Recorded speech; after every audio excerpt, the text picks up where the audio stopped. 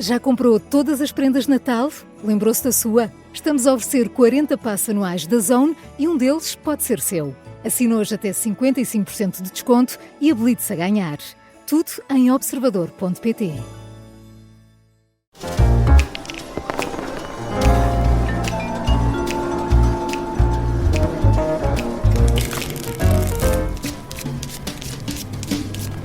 Prenda de Natal antecipada. Está arquivado o caso Spinum Viva, que ensombrava o primeiro-ministro, Luís Montenegro.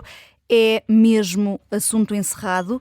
E mais, as comparações com a Spinum Viva estão também a servir de trunfo na campanha para as presidenciais contra Marcos Mendes, que, como prometeu, divulgou a lista de clientes da empresa familiar. Foi esta sexta-feira. Fica tudo isto para a jogada da semana, na segunda parte do Fora do Baralho. Os nossos 4 ases, Susana Peralta, Nuno Garopa, Jorge Fernandes e Luís Aguiar Conraria, já estão aqui apostos para lançar algumas cartas para cima da nossa mesa de jogo, até porque houve outros temas que também marcaram esta semana política. A polémica com o ministro Fernando Alexandre, o caso judicial que envolve um ex-adjunto do Ministério da Justiça, a guerra na Ucrânia, mas vamos começar pela lei da nacionalidade. Depois temos aqui nesta lei algumas normas chumbadas pelo Tribunal Constitucional. Foi um diploma acordado entre PSD e Chega. Luís Aguiar Conraria, tens uma carta de copas para o Tribunal Constitucional.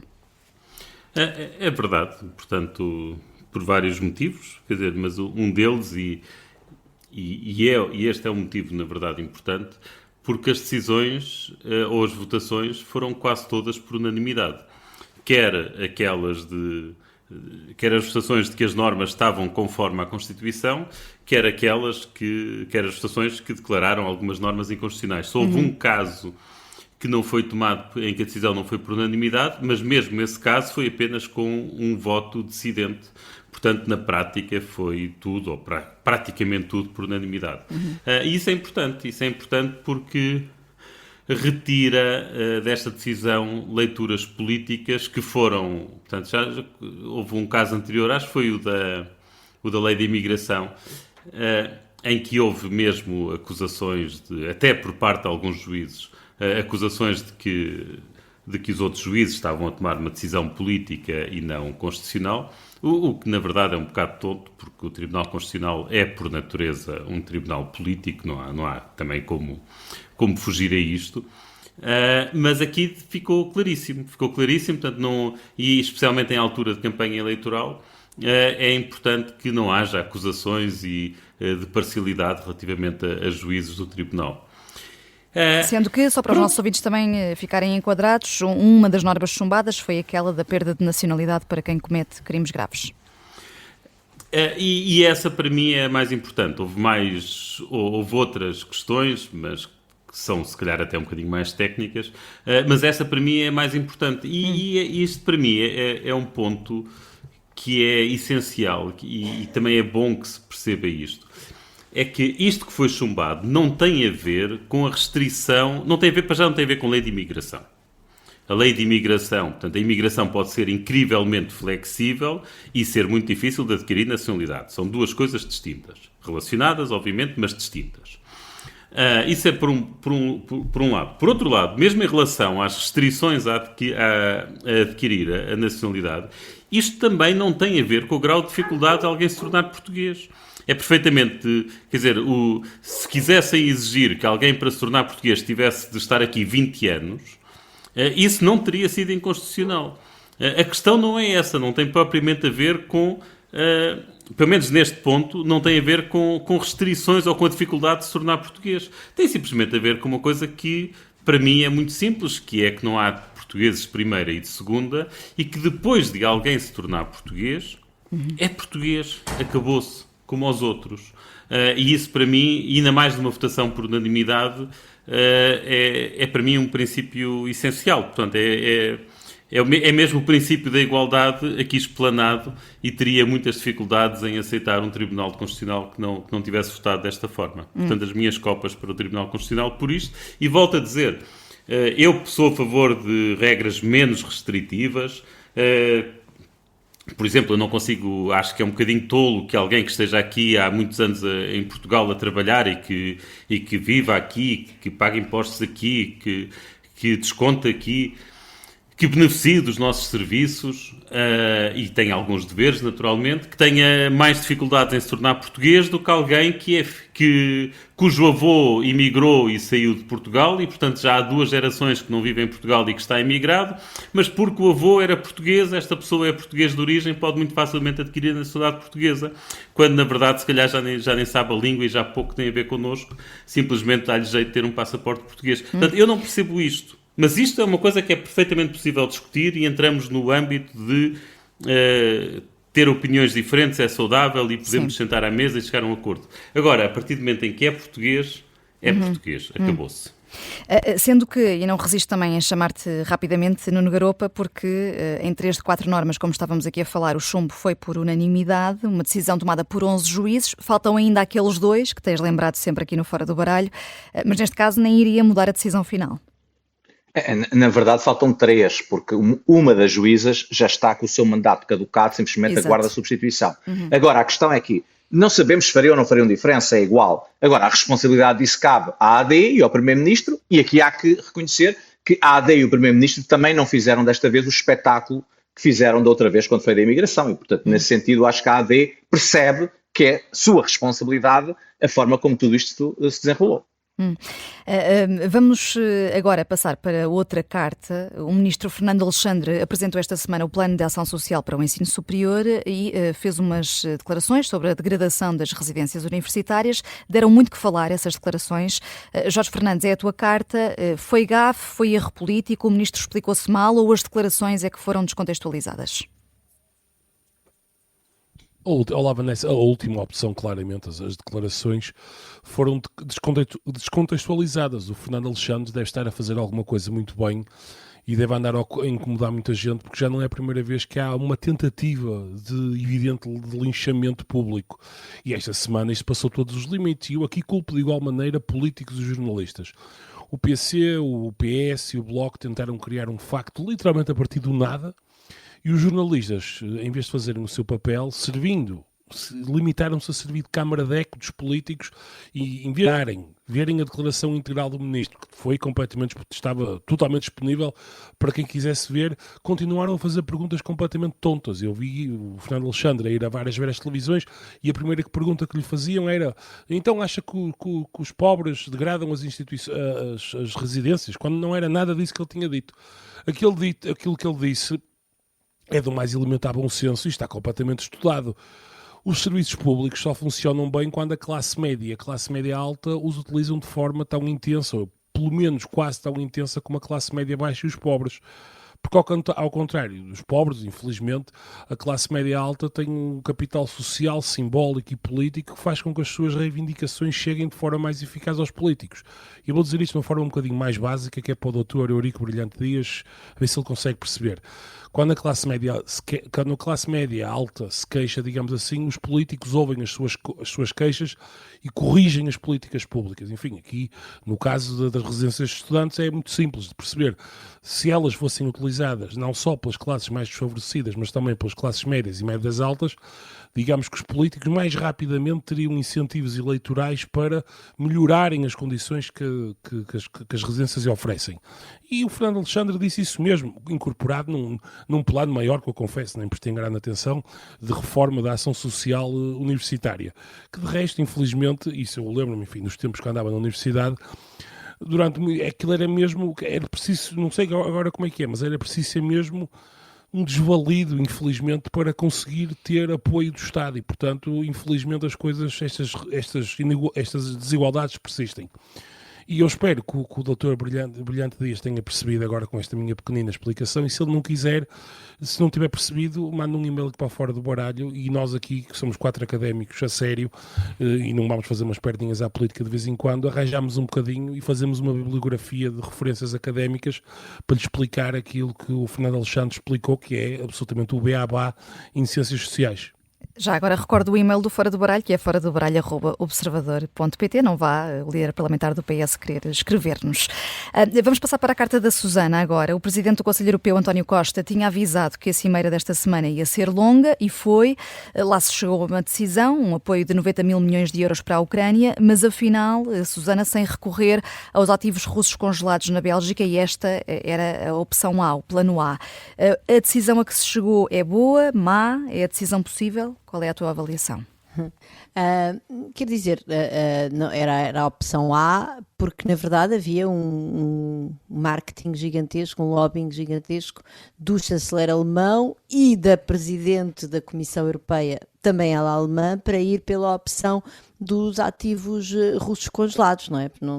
E aliás nem era bem a opção A, quer dizer, aquilo que durante semanas parecia desenhar-se é que era a única opção. Estávamos numa situação de tina para ajudar a Ucrânia, e eu recordo que a Ucrânia iria ficar sem €1 para gastar a partir na segunda metade de 2026, portanto estamos a falar de 6 meses, estamos a falar de uma guerra que está numa situação muito complexa, da Ucrânia que está sob chantagem dos Estados Unidos e da Rússia, e portanto não conseguir chegar a um acordo para ajudar a Ucrânia era verdadeiramente catastrófico. Aliás, para mim era o fim da União Europeia, e portanto houve de facto esta posição de força da parte do chanceler alemão e da parte do Ursula von der Leyen, que acabou por não vingar, e eu acho que já agora eu vou aqui defender, não é pelas minhas ligações familiares à Bélgica, mas eu vou defender o Bart de Wever, vou defender o primeiro-ministro belga, porque o que ele disse foi, os ativos russos congelados estão aqui na Bélgica. A Bélgica é um país minúsculo, não é? Tem a população de Portugal e metade do território. Portanto, a única coisa que ele disse foi: eu quero que sejamos solidários caso... Eu acho que ele pediu uma coisa bastante razoável. Sejamos solidários caso a Rússia ameace a Bélgica de algum modo. Portanto, o que ele pediu foi garantias ilimitadas do ponto de vista financeiro e legal de que os outros países, peço desculpa, da União, os outros Estados-membros iriam apoiá-lo, e não conseguiu, e isso foi um bocadinho ali o que virou, parece-me, o bico ao prego das negociações. Pronto, é assim, isto eu disse que são espadas, ou seja, são aliás semi-espadas, porque na verdade é uma ótima notícia. Nós vamos conseguir ajudar a Ucrânia, vamos conseguir ter 90 mil milhões, portanto dividido em 2 anos, 45 mil para o ano e 45 mil milhões no ano seguinte, 2027. Eu, enquanto federalista, fico sempre contente quando a Europa decide dar um passo de dívida conjunta. Acho que é uma boa notícia do ponto de vista da construção de um verdadeiro orçamento europeu comum, mesmo que seja nestas alturas de crises existenciais, como a pandemia, como a guerra. Portanto, acho isto positivo. Agora, há aqui uma série de coisas que eu ainda não percebo como é que vai acontecer. Portanto, há os 3 países que ficaram de fora, a Chequia, a Hungria e a Eslováquia, obviamente que são os pró-Putin, não é? Espero certamente a Hungria e a Eslováquia, mas eu não percebo como é que vão ficar de fora. Quer dizer, para já, como é que isto se faz concretamente? O dinheiro é fungível. Estes países, estes Estados-membros, contribuem para o orçamento comum da União Europeia. Eu não percebo muito bem como é que vão fazer para dizer, mas esta parte aqui que vem da Hungria não é usada para pagar a dívida. Parece-me esquisito. Por outro lado, esta dívida é ela própria para emprestar dinheiro à Ucrânia, mas isso eu acho que é mais ou menos consensual, que essa dívida nunca vai ser paga pela Ucrânia, porque é contingente na Rússia depois fazer reparações à Ucrânia. Portanto, vamos assumir que isto é de facto uma dívida que nós vamos ter que pagar nós enquanto europeus. A fonte perdida, nesse sentido. Pronto, e aqui a questão é que nunca há verdadeira partilha de risco.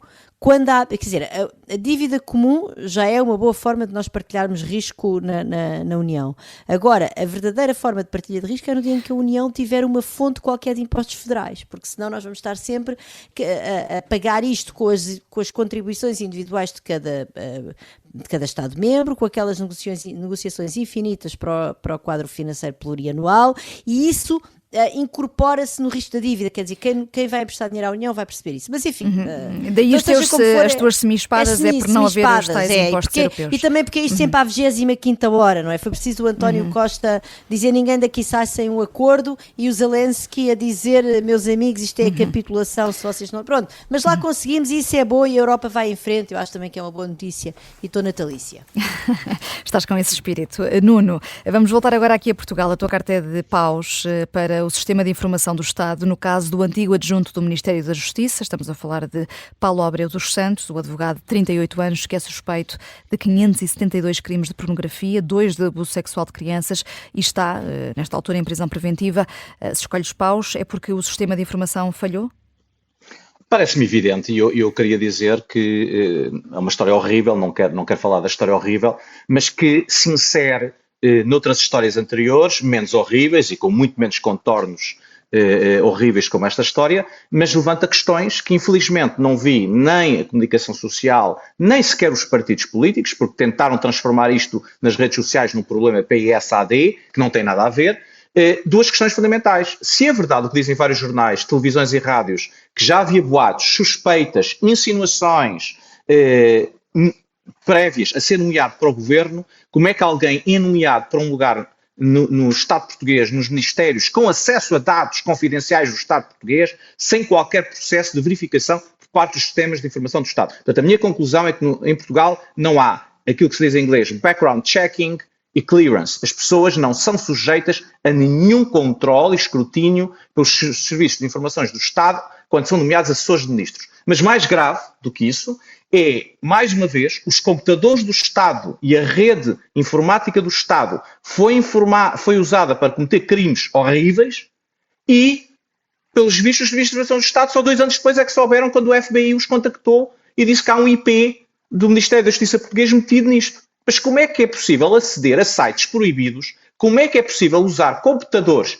e a rede informática do Estado, acesso à internet do Estado, e o sistema de informação do Estado não é imediatamente alertado de que há alguém a utilizar isso? Simplesmente não consigo perceber, e não consigo perceber como é que isto não é tema na comunicação social e não é tema de interesse para absolutamente ninguém. Daí, enfim, as minhas espadas. Fica bem patente a tua indignação no final desta primeira parte do Fora do Baralho. Já a seguir voltamos com a jogada da semana.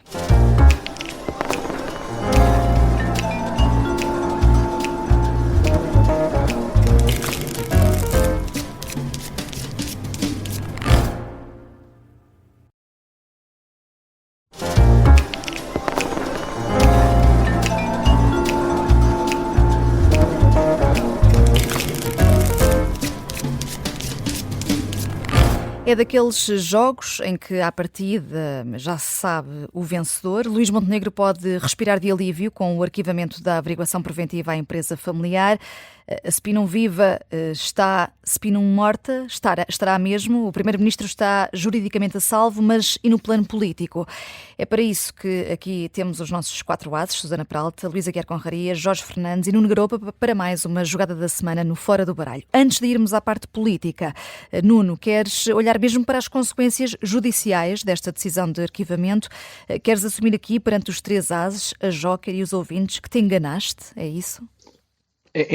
Enganei porque durante vários programas eu disse que o atual PGR não tinha feito nenhuma reforma na Justiça Penal e é evidente que acabou de fazer a maior reforma da Justiça Penal, pelo menos desde 1982. E passo a explicar porquê. Partindo do princípio que acho que, enfim, é elementar, de que as averiguações preventivas não foram feitas exclusivamente para Luís Montenegro e que, portanto, não vão desaparecer, uma vez desaparecido o caso de Luís Montenegro, significa que, a partir de agora, qualquer político sujeito a denúncia, anónima ou não, começará com uma averiguação preventiva e não com um inquérito. O que é, obviamente, injusto em relação ao passado, desde António Costa, Galamba, até próprio, do outro lado, André Ventura, Rita Matias, mas a partir de agora esse princípio vai ser para todos os políticos. Sendo assim, significa que o PGR introduziu o princípio da oportunidade, isto é, só se investigam alguns casos e não o princípio da legalidade, que era vigente até este momento. Todos os casos têm que ser investigados. E faz sem mudar a lei e a Constituição. Por isso há tanto jurista a dizer que isto é inconstitucional. Mas até o Tribunal Constitucional declarar isto inconstitucional, isto é a maior reforma de sempre. Ponto positivo, ponto negativo. Ponto positivo significa que isto irá mais rápido a partir de agora. Ponto negativo, a partir deste momento o Ministério Público não presta contas a ninguém. Porque o Ministério Público, nas averiguações preventivas inventadas por este PGR, simplesmente o despacho de arquivamento e os autos não são públicos.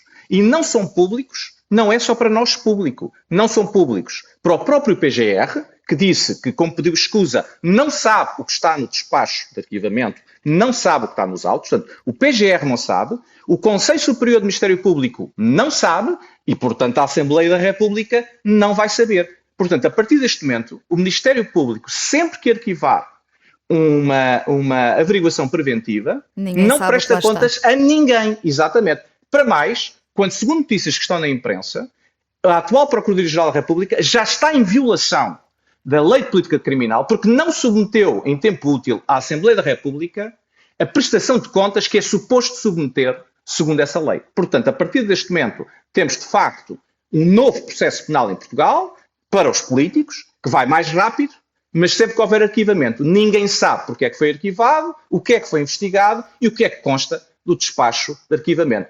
Não sei se isto é uma boa ideia, vamos ver no futuro. Sendo que este ano não foi só a averiguação preventiva a Luís Montenegro, também a que visou Pedro Nuno Santos. Pois é evidente, mas a essa voltarei mais tarde, porque não entendo como é que Pedro Nuno Santos teve essa averiguação preventiva e Luís Marques Mendes não tem uma averiguação preventiva e é imediatamente postulado que há averiguação preventiva, porque era ridículo a denúncia anónima contra Pedro Nuno Santos, é ridícula a atual denúncia anónima contra Luís Marques Mendes, mas já vejo aqui algum tratamento diferenciado e, portanto, estou um pouco preocupado que comece a haver tratamentos diferenciados e não quero correlacionar com forças políticas, obviamente. Não, desculpa, não percebi. Qual é o tratamento diferenciado? O Pedro Nuno Santos teve uma denúncia anónima na véspera de eleições que foi sujeita a uma averiguação preventiva e depois arquivado logo a seguir às eleições. Não percebo porque é que o mesmo tratamento não foi agora aplicado ao candidato Luís Marques Mendes. Sim, porque no caso de Marques Mendes, o Observador divulgou hoje que recebeu de uma construtora, segundo uma denúncia que chegou à PGR, terá recebido 360 mil euros de uma construtora de Famalicão sem qualquer contrato e sem que os serviços tenham sido efetivamente prestados, sendo que essa construtora aparece na lista que foi entretanto divulgada e depois, ainda antes da divulgação da lista, a Procuradoria-Geral da República veio dizer, Luís, que não abriu uma investigação por considerar que a informação presente na denúncia é diminuta e que não é suscetível de configurar um crime. Daí... Como era o caso de Pedro Nuno Santos, como era o caso de Pedro Nuno Santos há 6 meses.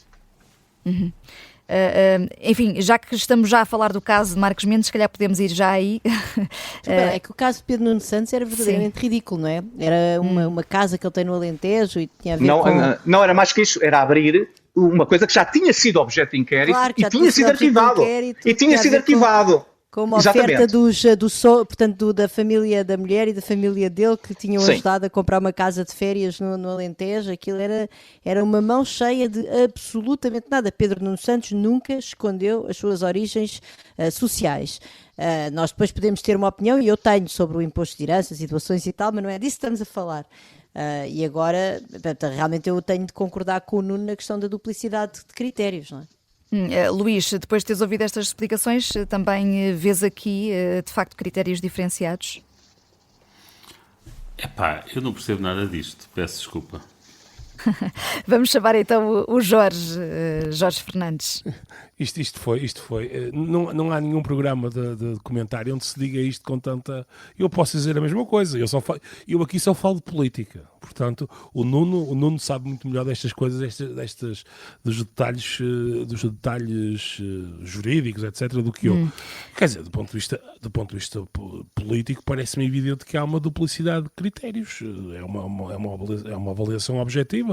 Se, quando Pedro Nuno Santos houve umas denúncias anónimas, etc., houve uma avaliação, uma investigação para perceber se aquilo tinha algum problema ou não, e agora, com Marques Mendes, face a iguais queixas, enfim, denúncias anónimas, o que seja, é logo decidido que não, quer dizer, é evidente que há aqui uma duplicidade de critérios.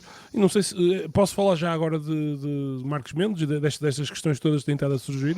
Sim, deixa-me só aqui enquadrar, porque a questão da lista de clientes foi divulgada esta sexta-feira, 22 clientes no total, prestou serviços de consultoria, contratos por participar em conferências e na lista também consta o contrato com a SIC pelo espaço documentário que teve. Nesta lista consta também a tal construtora de Famalicão de que falava há pouco, sendo que alguns dos clientes da empresa familiar de Marcos Mendes são a Tabaqueira, a Simpor e o McDonald's. Há aqui, Jorge, um candidato mais transparente em relação aos outros? Não, quer dizer, eu não acho que seja um candidato mais transparente. Eu acho que geralmente quando se quer evitar determinado tipo de fiscalização no sentido mais profundo da palavra, a melhor maneira é pôr estes nomes aqui a rodar à frente das pessoas rapidamente para dar a ideia de que existe uma transparência total. Marcos Mendes é exatamente como António Vitorino, é um advogado de negócios, um facilitador. Quer dizer, as coisas são o que são, não vale a pena fingirmos que aquilo que o país todo sabe é diferente do que aquilo que é. Marcos Mendes é uma pessoa que ao longo dos últimos 20 anos, aliás, bem plasmados em apenas 6 páginas do livro aqui do nosso Luís Rosa do Observador, uma pessoa que, enfim, aparentemente a vida dele ao longo dos últimos 20 anos ele tem 6 páginas apenas para contar. Enfim, são 19, acho eu, Jorge. Mas, enfim, são 19 em 200, mais ou menos. O que é pouco, quer dizer, fazendo um rácio, digamos assim, parece que nos últimos 20 anos não fez nada, quer dizer, se calhar passava a semana toda a preparar-se para os comentários na SIC e não fazia mais nada. Mas aí, quer dizer, é evidente aquilo que Marcos Mendes faz, quer dizer, sabemos, por exemplo, daquelas escutas, de resto, o caso foi trazido à coação na entrevista que Marcos Mendes deu aqui ao Observador, ao Miguel Pinheiro, ao Rui Pedro Antunes, em que houve um conjunto de escutas em que Marcos Mendes aparece, por exemplo, a pedir um favor na altura para a atribuição e a aceleração do processo de naturalização, não sei exatamente, da legalização de uma pessoa moçambicana, com uma pessoa que ele na altura até descrevia, que era uma pessoa muito importante em Moçambique e que deveria o seu processo ser mais rapidamente acelerado, e ele na altura, aqui no Observador, quando foi fazer a entrevista, aparentemente tinha-se esquecido de tomar o memo fund naquele dia, passa a publicidade, porque, bem, o Miguel Pinheiro e o Rui Pedro diziam, bem, há este caso de 2011, ele diz, não sei, não conheço, nunca ouvi falar. E quer dizer, o Luís Marcos Mendes dedicou-se nos últimos 20 anos a ser um facilitador do regime, está numas empresas, está nas outras empresas, tem a sua agenda telefónica, que certamente conhecerá meio mundo e mais em Portugal, em Angola, em Moçambique, e através dessa agenda telefónica consegue naturalmente olear um conjunto de negócios. Se isto tudo é legal, admito que até possa ser completamente legal. Se é o Portugal e os portugueses, depois daquilo tudo que se passou nos últimos 15, 20 anos em Portugal, José Sócrates, enfim, N casos, eu acho que Portugal se calhar precisava de uma pessoa com um perfil que legalmente, até admito que seja legalmente à prova de bala, mas do meu ponto de vista, isto é uma opinião que me vincula a mim meramente, acho que não é o tipo de pessoa que nós precisamos na presença da República. Acho que precisávamos de uma pessoa que eticamente e que tivesse o tipo de percurso social, individual, digamos, de carreira.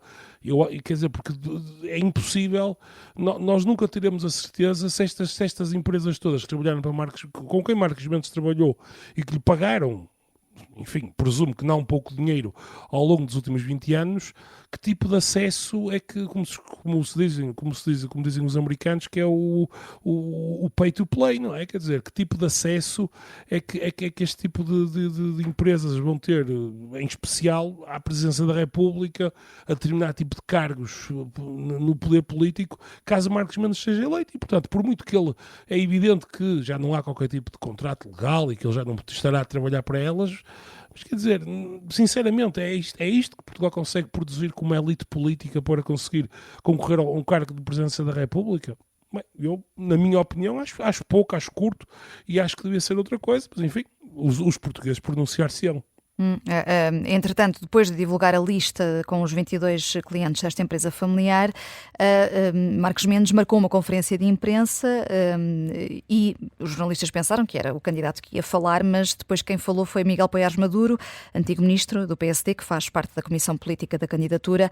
Deveria ter sido o próprio, a Susana, a esclarecer, enfim, esta lista. E a conferência nem sequer foi sobre os esclarecimentos, foi para desafiar os outros candidatos a serem tão transparentes quanto Marcos Mendes. Sim, quer dizer, eu acho, deixa-me dizer que, em primeiro lugar, separar isto do caso Spinum Viva, ou seja, apesar de tudo, Luís Marcos Mendes liquidou a empresa se calhar devia ter liquidado mais cedo, mas não interessa, liquidou antes da campanha eleitoral oficial, não chegou a Belém com uma empresa aberta, como Luís Montenegro chegou a São Bento com uma empresa aberta, a funcionar, ativa, a receber avanças ativamente de empresas. Relativamente à conferência de imprensa esta tarde, parece-me evidente que era muito mais... que seria muito mais sério, não sei se é a palavra certa, mas quer dizer que seria muito mais adulto ser Luís Marques Mendes a falar em vez do Miguel Paiás Maduro.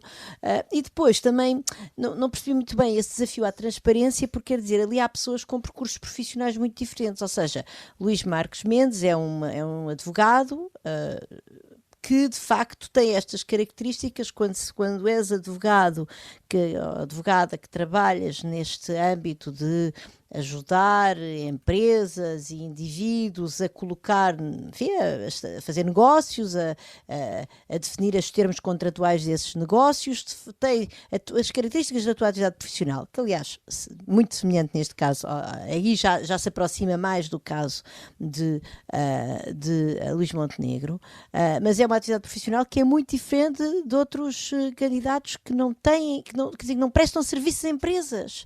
Portanto, eu não percebo muito bem, eu tinha que agora, de facto, olhar para o perfil de cada um dos candidatos, mas não me parece que isto se aplica aos outros. Por exemplo, o ex-almirante Henrique Gouveia e Melo teve uma carreira militar, não andou a vender serviços a empresas. O António José Seguro tem enfim, dá umas aulas e tem uma pequena empresa familiar, julgo eu, de produtos vinícolas e outros, portanto, que no fundo não vende serviços a empresas, porque aqui a questão importante é de facto vender serviços a empresas.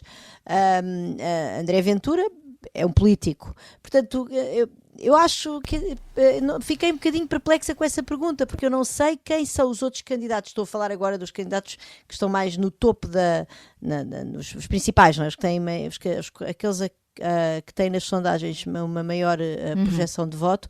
Não percebo muito bem, portanto, eu acho que é importante, de facto, é isto também que o Jorge está a dizer, quer dizer, há pessoas que pela sua natureza profissional construíram uma carreira ao serviço de interesses empresariais.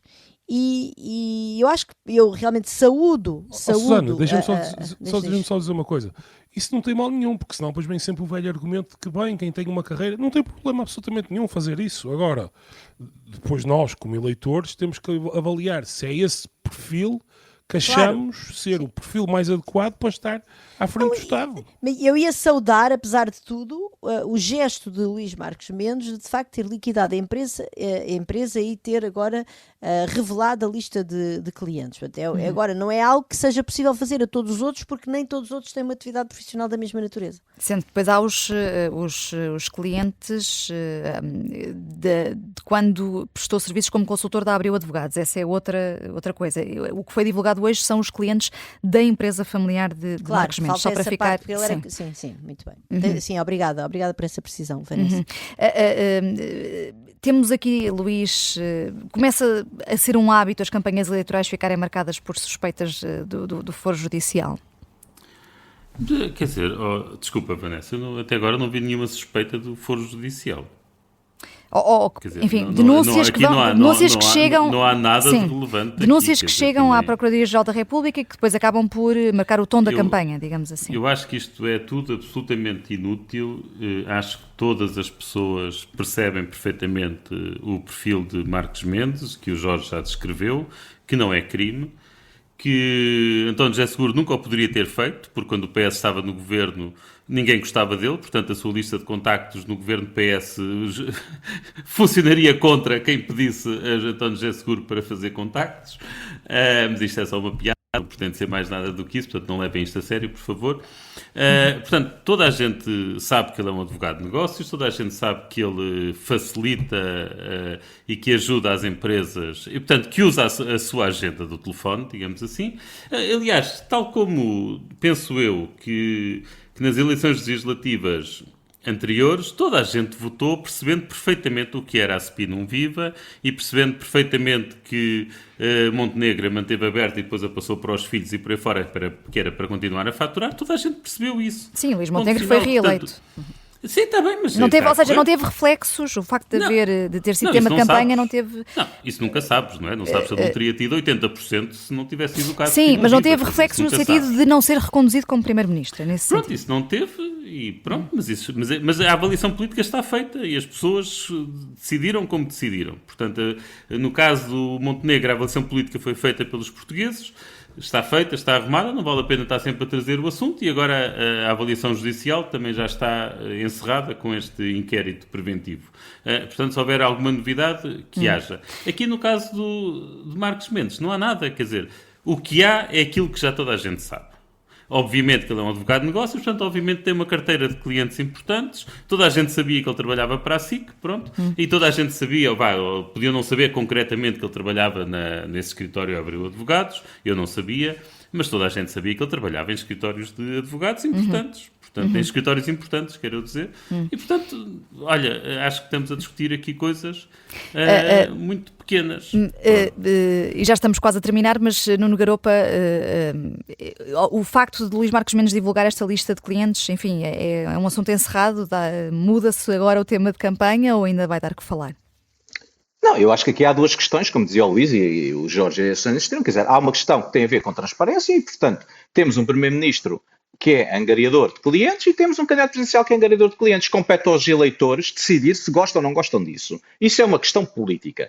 Do ponto de vista daquilo que é judicial, francamente, como eu disse, acho que houve uma duplicidade de critérios entre Luís Marcos Mendes e Pedro Nuno Santos por parte do PGR, mas acho que o PGR teve certo esta vez, foi errado da outra vez. Para esclarecer, eu acho que ele fez muito bem em não abrir uma averiguação preventiva a Luís Marcos Mendes, porque, como todos dissemos aqui, não há nada de ilegal. Quer dizer, ele era conselheiro de Estado, a lei não proíbe um conselheiro de Estado de ser angariador de clientes. Potencialmente proíbe o primeiro-ministro de fazer isso. Não proíbe um conselheiro de Estado de fazer isso.